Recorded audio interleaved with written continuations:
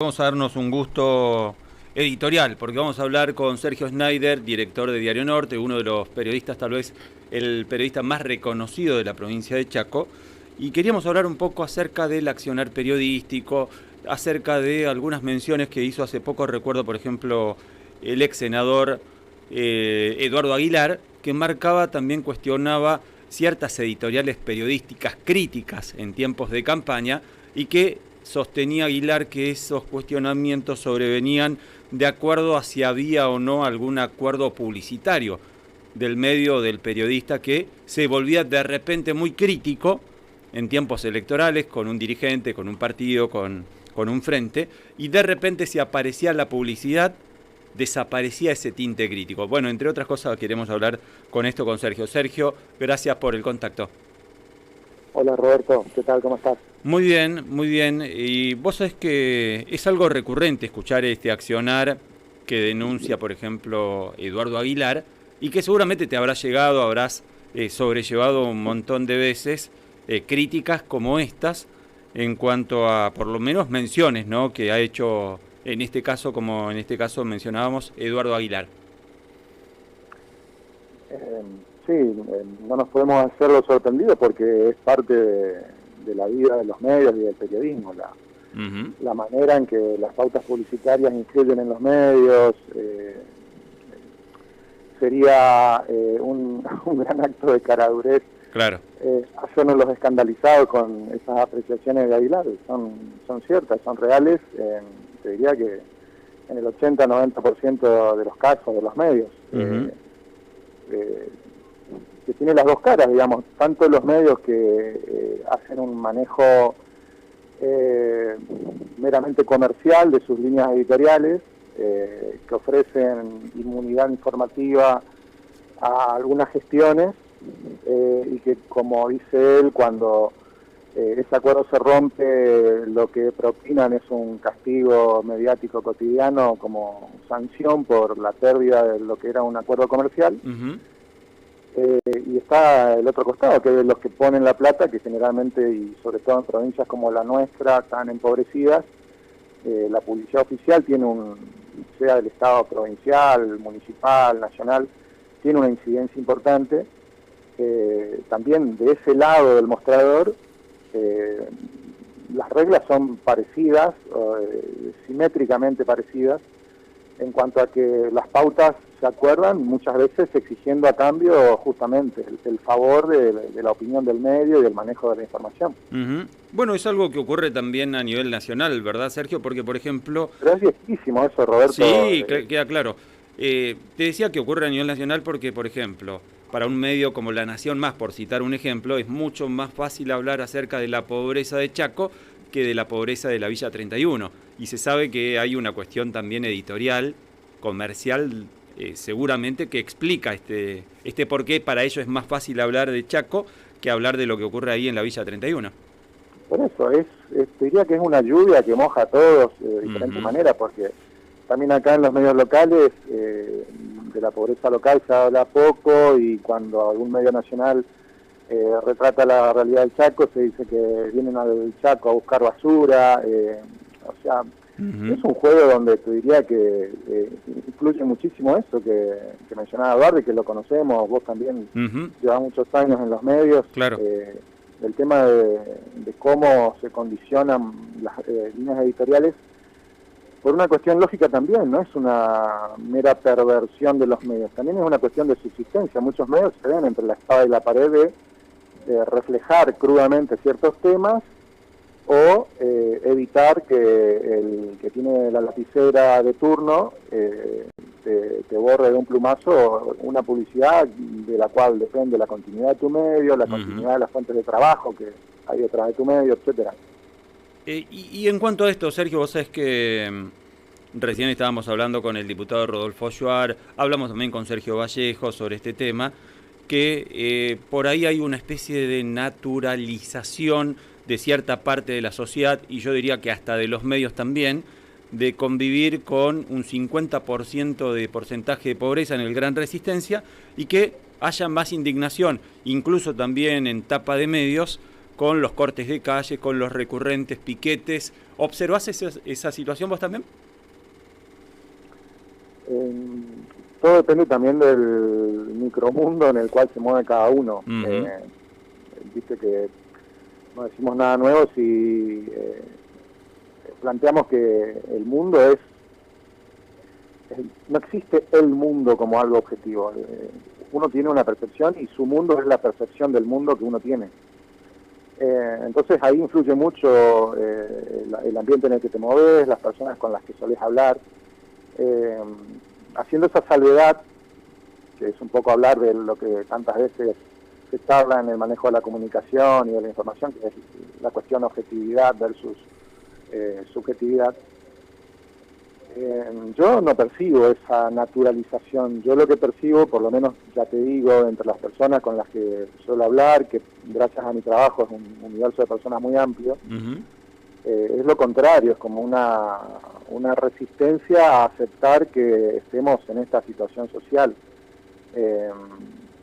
Y a mí me parece que en muchas ocasiones, cuando se critica a los medios y un sector de la sociedad que reclama respuestas, que se queja por la situación, bueno, toda esta polémica que hay sobre la gente que se va del país, etcétera, me parece que en realidad es una reacción, te diría que es todavía un gesto de vida, una señal de vida, un signo vital de una sociedad que se niega a aceptar que la Argentina deje de ser lo que fue.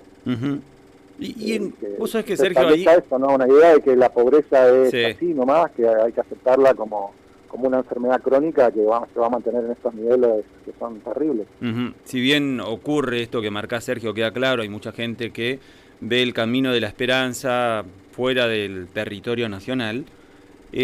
A mí me asombra que, por ejemplo, medios como Infobae, como La Nación, cito a los dos que más recurren habitualmente a este tipo de informaciones, siempre sacan algún hecho, alguna noticia que está vinculado con un argentino que fue al extranjero y que le va bárbaro, pero sin embargo, cuando escarbás un poquito te encontrás recuerdo el caso de alguien que se fue a Londres, que trabajaba acá, le iba muy mal, fue a Londres, trabaja los 365 días del año, las 24 horas, y uno dice, che, pará, ese es el porvenir que hay. O por ejemplo, una profesional que acá era contadora, se fue a Australia y recolecta frutas.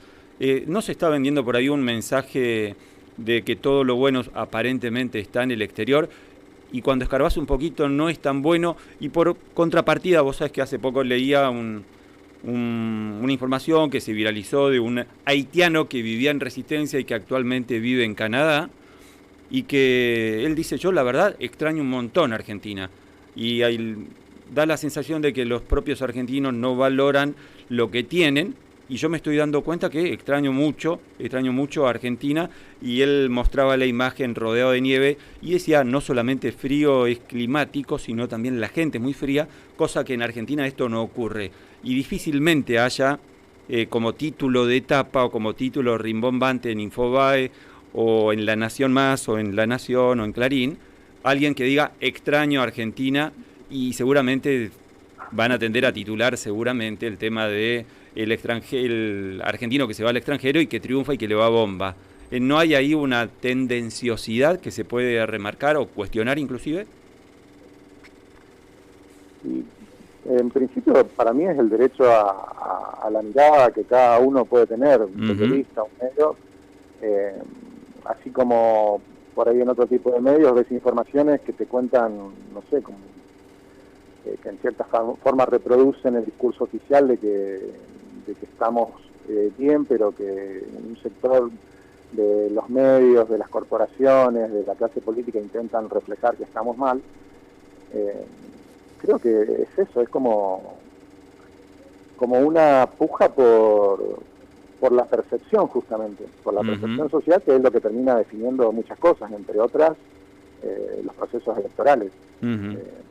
Pero a mí en particular, sinceramente, no me parece que haya una exageración de lo mal que estamos aquí y de que mucha gente que se va encuentra afuera en países donde las cosas funcionan de otra manera, otras perspectivas. Es cierto que a veces se idealiza, mucha gente piensa que va a, no sé, a España o a Italia o a Francia y es trabajar 4 horas y vivir holgadamente.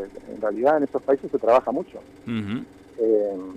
Pero lo que yo veo en los testimonios, e incluso en gente que conozco y que se ha ido, se valora eso, la normalidad, entre comillas, de que vos puedas prever medianamente cómo va a ser tu día, que no vas a tener, no sé, que no vas a llegar 1 hora tarde a tu trabajo porque te encontraste con que estaban cortando la calle porque hay una pérdida de agua en tal lado, que el transporte público funciona, que la educación funciona, que la salud funciona, que trabajás mucho pero tenés una perspectiva de ahorro. Eso yo creo que lamentablemente nuestro país lo perdió.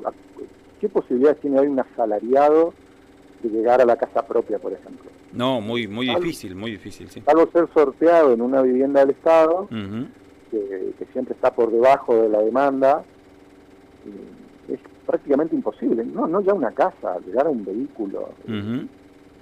Salvo para una pequeña franja social que tiene las cosas resueltas, sobre todo la más de las veces por estar acomodada en el Estado más que por ser próspera en el sector privado, es muy difícil. Entonces, a mí me parece que lo que sucede, como te digo, es que hay un sector de la clase media que se siente frustrado, que reclama soluciones y que en otra porción, en realidad, cayó en la resignación. Y ahí sí yo creo que aparece esa idea un poco fatalista de eso ya no va a cambiar más, eso no puede mejorar. Algunos lo catalizan maldiciendo al piquete, otros idealizando la ida al exterior, pero el trasfondo de todo eso es algo real. El país está muy mal, el país no solo está mal en términos económicos, porque si fuese solo una cuestión de indicadores económicos, hasta podría ser todo más esperanzador. Lo que ves es una sociedad muy descompuesta, muy descalibrada. Por lo menos, ya te digo, desde mi perspectiva. Claro, ¿y cómo se podría trastocar eso? Porque en ciertos aspectos a veces da la sensación que también hay mucha dirigencia política que está bajo ese manto de resignación y ya toma, como decíamos, naturaliza. De hecho, nosotros consideramos, Sergio, no sé si vos compartís, en la agenda política no está el tema pobreza. Lo escuchamos la otra vez al gobernador, por ejemplo, remarcar esto en el comienzo en su discurso de las sesiones ordinarias, el hartazgo social respecto de los piquetes, pero no se habló respecto del 50% de pobreza, no se habla en términos generales, digo, no quiero generalizar tampoco, pero generalmente no se suele hablar respecto del tema pobreza en los distintos conceptos políticos, en la agenda política parece no estar instalada. ¿Y esto no será acaso ya una muestra de la resignación? O escuchándolo al presidente Alberto Fernández mencionar cuando vino acá a Chaco que le preocupa la inflación, pero en realidad el presidente parecía un comentarista y no alguien que debería ocuparse más que preocuparse por el tema inflacionario. ¿No está tampoco ahí la dirigencia política inmersa en esa resignación de la que marcás? Yo varias veces escribí que para mí con estos niveles de pobreza es realmente inexplicable que la clase dirigente no se plantee un acuerdo que ponga en primer lugar resolver la pobreza, pero en un sentido integral, no solo la pobreza por ingresos, claro, que de última podría ser hasta circunstancial y eso puede darse vuelta rápidamente. Acá tenés un 30% de pobres que son estructurales, que van por la tercera generación de vivir una situación de pobreza en una misma familia. En ese sentido, los datos del Observatorio de la Deuda Social de la Universidad Católica Argentina son dramáticos porque van más allá del índice. Hace poco Agustín Salvia, que es el director del observatorio, decía que hay un 35% de la población que es pobre desde hace más de 15 años. Es terrible eso, en un país como la Argentina. Además, los niveles de pobreza nuestros,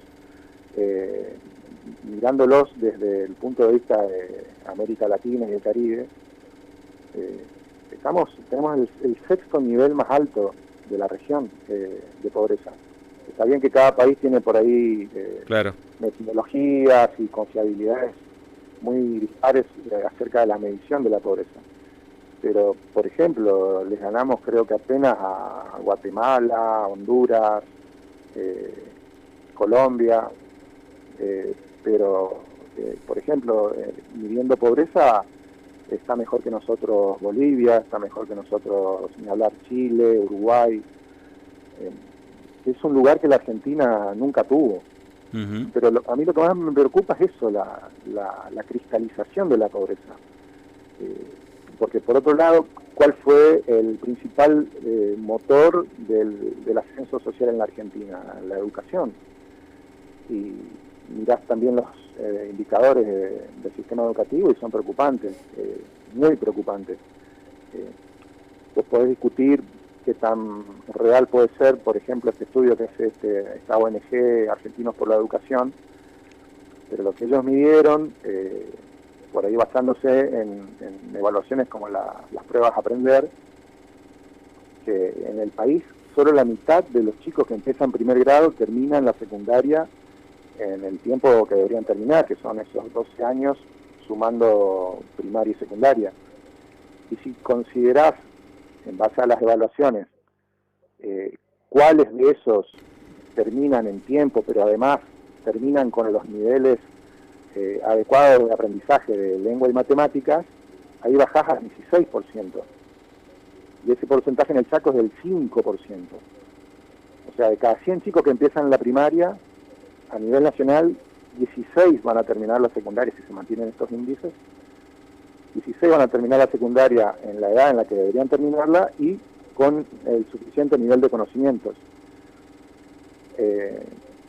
Y bueno, hay avances. En el caso de la provincia del Chaco, creo que es el tercer ciclo lectivo que vamos a tener prácticamente sin paros, si las cosas van bien en el transcurso de este año, como lo fueron en los dos anteriores. Pero hay todo un tema aparte que es la calidad educativa. Sí, no, claro. Así que para mí es un escenario muy complicado y ahí es donde uno ve que la clase política está muy por debajo de lo que deberían ser o sea, no están a la altura de las circunstancias. Y en particular yo creo que la clase media hoy se quedó sin representación política. Entre un gobierno que, como decís vos, habla aislado de lo que pasa abajo, y una oposición que la escuchás y además que está súper dividida, atomizada, no muestra, salvo excepciones, algunas figuras aisladas, ideas, buenas o malas, pero ideas concretas, eso se vuelve desalentador. Es muy diferente de lo que pasaba con, por ejemplo, la hiper de Alfonsín, el final del gobierno de Alfonsín. Se veía venir un recambio, en aquel momento se pensaba que iba a ser Antonio Cafiero, terminó siendo Menem, claro. Pero se sabía que iba a haber un cambio de guardia política que llegaba al peronismo y había una expectativa de que eso, había una esperanza. Cuando termina el ciclo de Menem, llegaba de la Rúa con la Alianza, también había una expectativa en lo político, en el recambio institucional. Llegó el 2001, apareció el que se vayan todos, ya era algo muy parecido a lo que teníamos hoy, pero en 2003 se renueva la confianza en el sistema político. También con un escenario de mucha atomización, por eso Kirchner creo que había tenido el 22% de los votos, el 20%, no me acuerdo. Claro, y Menem había tenido un porcentaje de un poquito más, pero después se baja. Claro. Armando al 25%, pero se baja porque sabía que, que perdían el ganar la segunda vuelta. Claro. Pero hoy la verdad es que yo, no sé, a lo mejor después cuando la campaña se ponga más caliente, estemos más cerca de la fecha de elecciones, se renueva el entusiasmo civil en esa oportunidad de elegir un nuevo gobierno. Pero mientras tanto uno, la verdad es que lo que percibe es mucho escepticismo y ahí sí creo que hay una a veces naturalización de la crisis y de la situación. Lo último, Sergio, y agradeciéndote el contacto, ¿qué clase de periodismo estamos teniendo en Chaco? Vos sabés que hace un tiempo leía al jefe editorial del diario El País y él decía el avance tecnológico no hizo un mejor periodismo. Hoy se ven muchos periodistas en redacciones llenas y para que el periodismo esté funcionando, el periodista se tiene que embarrar en la cancha. Prefiero redacciones vacías, que está demostraría eso según esta mirada, que el periodista está trabajando, a redacciones llenas, en donde por ahí no se empapa de la calle el periodista. Sin embargo, bueno, es una mirada. ¿Qué concepto tenés respecto del periodismo que se está haciendo hoy en la provincia, en términos generales, a nivel nacional también, por qué no?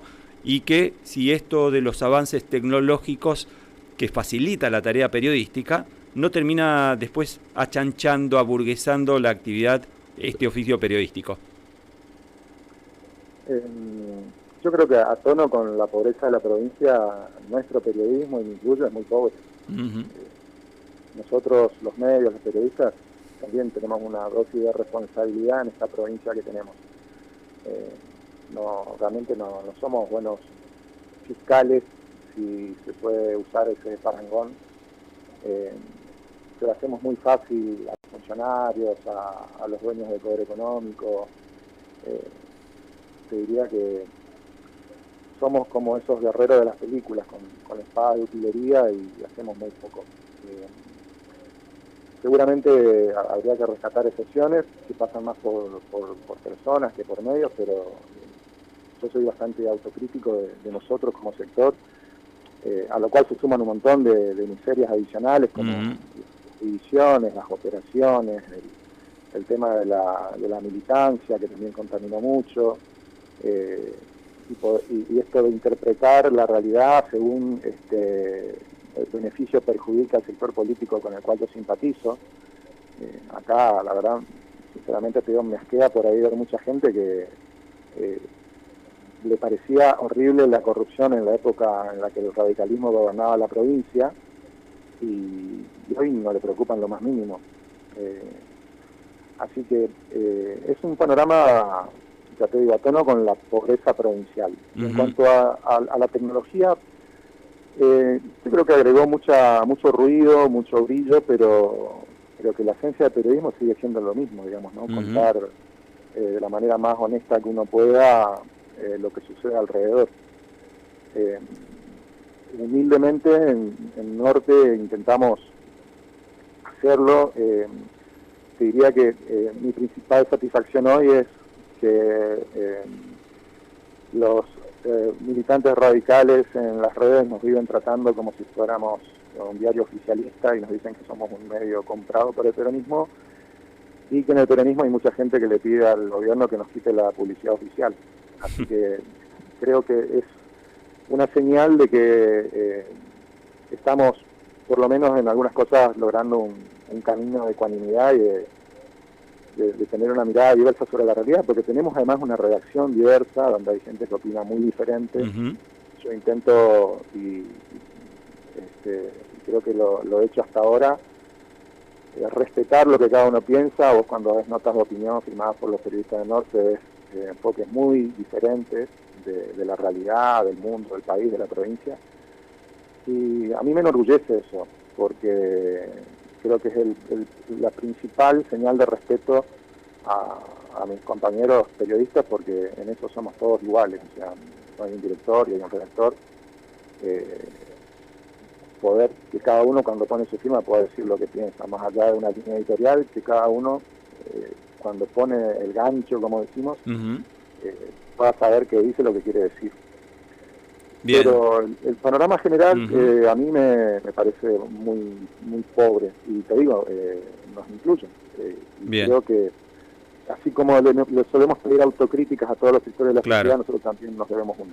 Claro, está bien hacer la autocrítica, Sergio, queda claro, nos incluimos todos. El tema es cómo se sale, ¿no? Porque no alcanza con ser autocrítico. Uno debería plantear, o deberíamos plantear, ok, ¿qué hacemos? ¿Nos conformamos, nos resignamos también nosotros, o buscamos transformar esa situación de baja performance en cuanto a calidad periodística?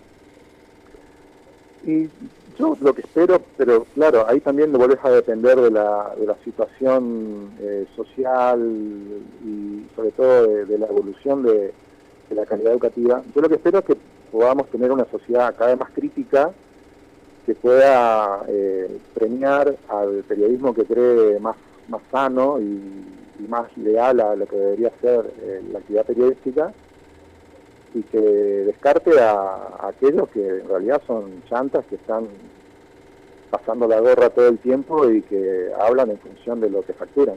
Uh-huh. Creo que esa es una tarea que le corresponde a la sociedad, Uh-huh. pero hay que reconocer también que esa sociedad hoy está perdida en la pelea cotidiana de la subsistencia, y que entonces es más difícil que pueda darse cuenta de quiénes son periodistas o medios que intentan ser leales en lo que difunden y exponen, y aquellos que todo el tiempo les están vendiendo buzones. Sergio, te mandamos un abrazo enorme, agradecemos la diferencia de atendernos. Sabemos que tenés una agenda complicada hoy, así que por favor agradecemos enormemente este gesto de atendernos. No, te agradezco a vos, Roberto, porque sé que pensamos diferente en un montón de cosas. En algunos aspectos, en otros no tanto, ¿eh? Y sí, pero, viste, valoro eso, que Uh-huh. a la gente que tiene un programa de radio, que tiene un portal, que tiene un medio y que expone voces que suenan como la suya, otras que suenan parecidas, otras no tanto. Me parece que eso también ayuda, en función de tu última pregunta, Uh-huh. a enriquecer las posibilidades de la sociedad, porque en realidad la libertad de expresión, la libertad de prensa en particular, son derechos derivados de algo mucho mayor que eso, que es el derecho social a la información, para hacerla más fácil, el derecho de la gente a conocer, a saber, a poder interpretar mejor la sociedad y el momento en el que vive. Clarísimo. Sergio, abrazo grande y será hasta la próxima. Chao, Roberto, gracias a vos. Hasta luego, no, por favor.